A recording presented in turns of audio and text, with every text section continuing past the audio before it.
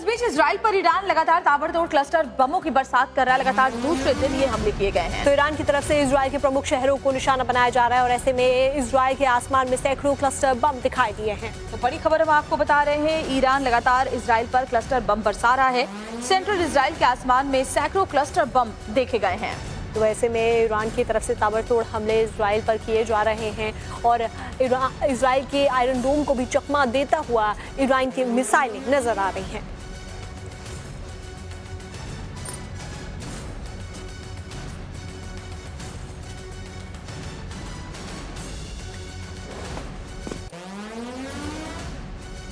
तो central Israel के आसमान में देखिए सैकड़ों क्लस्टर बम देखे गए हैं। वो तस्वीरें आप इस वक्त देख सकते हैं अपने टेलीविजन स्क्रीन पर। देखिए किस तरह से ईरान लगातार इजराइल पर टारगेटेड हमले कर रहा है।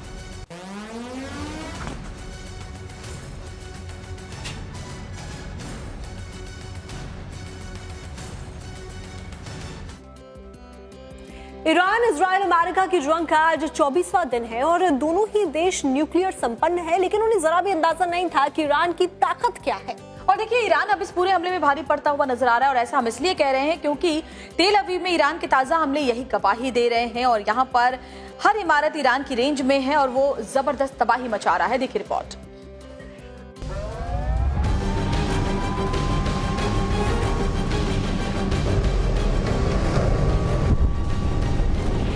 ईरान इजराइल की जंग अब खतरनाक मोड़ पर पहुंच चुकी है। दोनों देश अब एक दूसरे के रिहायशी इलाकों पर बमबारी करने से भी नहीं कतरा रहे हैं। इस बीच ईरान ने इजराइल पर एक बार फिर जोरदार हमला कर दिया। इस बार ईरान की तरफ से क्लस्टर बम का इस्तेमाल करने का दावा किया गया है। इस कारण इजराइल की राजधानी तेल अवीव सहित कई शहरों पर दहशत फैल रही है। तेल अवीव में लगातार सायरन बजने की आवाज आ रही है और लोग अपनी जान बचाने के लिए बंकरों और शेल्टरों की ओर भागते हुए दिखाई दे रहे हैं। रविवार को तेल अवीव के कई इलाकों में धमाकों की आवाज गूंजने लगी। नई वेव ऑफ ऑपरेशन के तहत ईरान ने ताजा हमला एक मेट्रो स्टेशन के पास किया, जिसके बाद वहां हड़कंप मच गया और लोग दहशत में आ गए। दूसरा हमला ईरान ने एक रिहायशी इलाके में किया और कई इमारतों के बीच से सफेद धुआं उठता दिखाई दिया। ईरान के क्लस्टर बमों और मिसाइल के टुकड़े कई इलाकों में गिरे, जिसकी वजह से कई जगह भारी नुकसान देखने को मिला। मिसाइल के टुकड़े गिरने के एक कार को भारी नुकसान पहुंचा, जबकि उसके पास वाली जमीन पर गहरा गड्ढा हो गया। इन हमलों में तेल अवीव के कई लोगों के घायल होने की भी खबर है। क्लस्टर बम एक ऐसा हथियार होता है जो हवा में जाकर कई छोटे छोटे बमों में टूट जाता है। एक बड़े बम के अंदर दर्जनों या कभी कभी सैकड़ों बम होते हैं। जमीन पर पहुंचने से पहले ही वो 10, 20, 50 या कभी कभी सैकड़ों छोटे छोटे बमों को बिखेर जाता है और एक बड़े एरिया में गिरकर विस्फोट करता है। इस वजह से उसका असर सामान्य बमों के मुकाबले कई गुना ज्यादा इलाकों में होता है। यही कारण है कि इसे बेहद खतरनाक हथियार माना जाता है। कई बार इसके छोटे बम तुरंत नहीं फटते और जमीन पर पड़े रहते हैं, जिससे बाद में वह विस्फोट का खतरा बना रहता है। वहीं ईरान भी नहीं, इजराइल हिजबुल्लाह की ओर से दोहरे हमले झेल रहा है। लेबनान से हिजबुल्लाह की ओर दागा गया एक रॉकेट उत्तरी इजराइल मिक्साव इलाके में आकर गिरी, जिसकी सड़क पर मौजूदा कारों के परखच्चे उड़ गए और उनमें भयानक आग लग गई। आग इतनी भयानक थी कि कारों में मौजूद किसी के बचने की उम्मीद बेहद कम है। हालांकि इजराइल ने हिजबुल्लाह के हमले में एक शख्स की मौत की पुष्टि की। इस दौरान दूसरा हमला भी मिक्साव इलाके में पहले हमले से करीब 5 किलोमीटर दूर पर हुआ। वहां भी कारों की हालत वैसे ही थी। हर तरफ आग का तांडव देखने को मिला। साथ ही फायर फाइटर्स कारों में लगी आग को बुझाते नजर आए। ये घटना अचानक हुई, जिससे इलाके में दहशत फैल गई। रॉकेट गिरते ही जोरदार धमाका हुआ, वाहनों के परखच्चे उड़ गए। आसपास के लोग घबरा गए, सुरक्षित जगहों की ओर भागने लगे। हमले के बाद राहत और बचाव टीम मौके पर पहुंची और स्थिति को संभालने का प्रयास किया। और इस जंग का 24वां दिन है और खामनेई की जब मौत हुई थी उसके बाद ऐसा लगने लगा था कि शायद ईरान सरेंडर कर दे, लेकिन जिस तरह से ईरान ने लगातार पलटवार किया उसने पूरी दुनिया को हैरान कर दिया है। और इस बार जब ईरान की तरफ से हमला किया गया है तो इजराइल के दिल में डिमोना शहर में हमला किया गया और कैसे उसे खंडर में तब्दील किया गया है आपको दिखाते हैं इस रिपोर्ट के जरिए।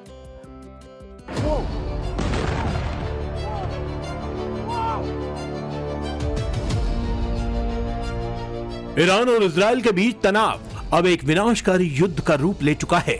अमेरिका और इजराइल द्वारा ईरान के नतांज परमाणु संयंत्र पर किए गए हमले के कुछ ही घंटे बाद ईरान ने इजराइल के डिमोना और अराज शहरों पर भीषण मिसाइल हमले कर डाले। इन हमलों में कम से कम 180 लोग घायल हो गए, जिनमें कई बच्चे भी शामिल हैं। डिमोना, जो इजराइल के मुख्य परमाणु संयंत्र के बेहद करीब बसा शहर है, अब मलबे के ढेर में तब्दील हो गया है। तस्वीरों में डिमोना का खौफनाक मंजर बिल्कुल वैसा ही दिख रहा है जैसा इजराइल के हमलों के बाद गाजा का हाल हुआ था। 40,000 की आबादी वाला यह शहर अब एक खंडर बन चुका है। इजराइल के डिमोना शहर में शनिवार की रात हुए ईरानी मिसाइल हमलों ने ऐसी तबाही मचाई कि हर तरफ सिर्फ विनाश का दृश्य नजर आ रहा है। हर तरफ धूल, धुआं, टूटती इमारतें दिख रही हैं। पूरी छत कोलैप्स हो गई है। जो एक्सप्लोजन है, उसका ट्रेमोर है, उसका इफेक्ट आप बाकायदा देख सकते हैं। न सिर्फ ये, जब हम इस इलाके में एंटर कर रहे थे तो हर गाड़ी, जो व्हीकल यहाँ खड़ा था, उस व्हीकल से या तो उसकी सायरन की बजने की आवाज आ रही है, जो एंटी थेफ्ट अलार्म होता है एक्चुअली, जो ट्रिगर हो जाता है। उनकी छतें अजीब सी टेढ़ी मेढ़ी हो गई थी, उनके जो स्क्रीन थे वो टूट गए थे। अब आप अपने सामने देखिए, सारी खिड़कियां जितनी भी हैं वो डिस्ट्रॉय हो चुकी हैं, डिस्ट्रक्ट हो चुकी हैं।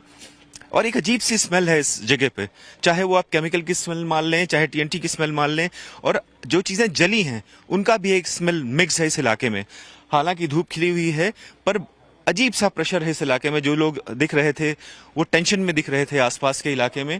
और हम जिस तरह से चीज़ों को लेके यहाँ आए हैं, लग रहा है सेंसिटिविटी और बढ़ रही है, क्योंकि ये नेगेव फैसिलिटी के करीब है, जो कि एक न्यूक्लियर रिसर्च फैसिलिटी है।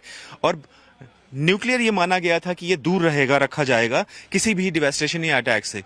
और ईरान ने साफ ये कहा है कि इसने ये अटैक इसलिए किया है क्योंकि उसकी नातांज फैसिलिटी, जो कि न्यूक्लियर फैसिलिटी है, उसको निशाना बनाया गया था। तस्वीरों में साफ देखा जा सकता है कि कैसे बहुमंजिला इमारतों में बड़े बड़े छेद हो गए हैं, छतें ढह गई हैं। नारंगी जैकेट पहने इजरायली रेस्क्यू वर्कर मलबे और लोहे के जालों के बीच जिंदगियां तलाश रहे हैं। चारों तरफ सिर्फ कंक्रीट का मलबा, टूटे हुए तार और भीषण तबाही का खौफनाक मंजर ही बिखरा हुआ दिखाई दे रहा है। डिमोना शहर इजराइल के नेगेव न्यूक्लियर रिसर्च सेंटर के पास बसा है। इस जगह को इजराइल के परमाणु हथियार कार्यक्रम और प्लूटोनियम उत्पादन का मुख्य केंद्र माना जाता है। यही वजह है कि इस हमले को ईरान ने अपनी जवाबी कार्रवाई बताया है। डिमोना पर हमले से कुछ ही घंटे पहले ही अमेरिका और इजराइल ने ईरान के नतांज परमाणु संयंत्र पर हमला किया था। डिमोना शहर का ये खौफनाक मंजर इस बात का सबूत है कि युद्ध की आग किसी को नहीं बख्शती और युद्ध का अंजाम सिर्फ और सिर्फ विनाश होता है।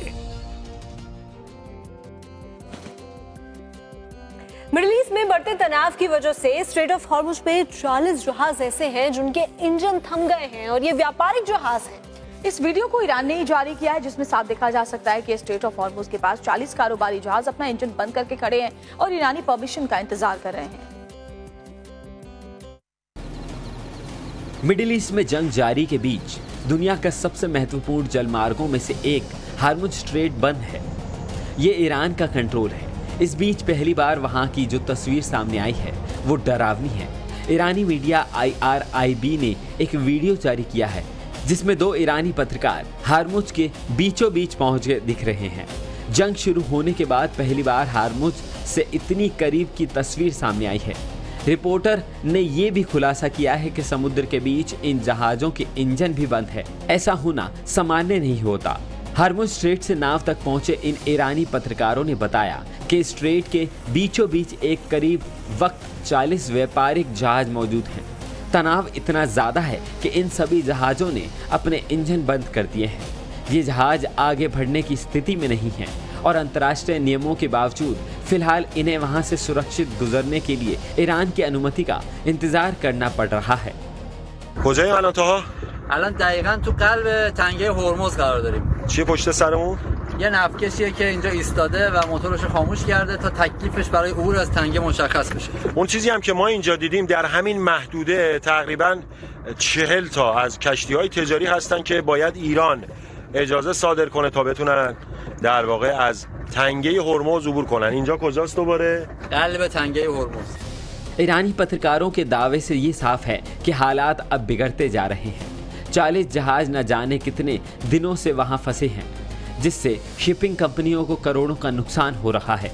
कई देशों में तेल गैस की आपूर्ति पर संकट है। भारत के भी 22 जहाज वहां फंसे खड़े हैं, लेकिन भारत के ईरान के साथ अच्छे कूटनीतिक रिश्ते रहे हैं, इसलिए उम्मीद है कि भारतीय जहाज़ों को वहां से निकालने की अनुमति मिल जाएगी। अगर ऐसा होता है तो भारत में तेल और ऊर्जा का संकट काफ़ी हद तक टल सकता है। हालांकि युद्ध क्षेत्र में होने के कारण सुरक्षा का खतरा अब भी बना हुआ है और जहाज वहां से गुजरने पर कतरा रहे हैं। स्ट्रेट ऑफ हॉर्मुज दुनिया का सबसे महत्वपूर्ण तेल मार्ग है। इसके बंद होने से ग्लोबल ऑयल मार्केट में हड़कंप मच चुका है। ईरान ने स्पष्ट कर दिया है कि वे कूटनीति चाहता है, लेकिन पहले अमेरिका और इजराइल को अपने हमले बंद करने होंगे।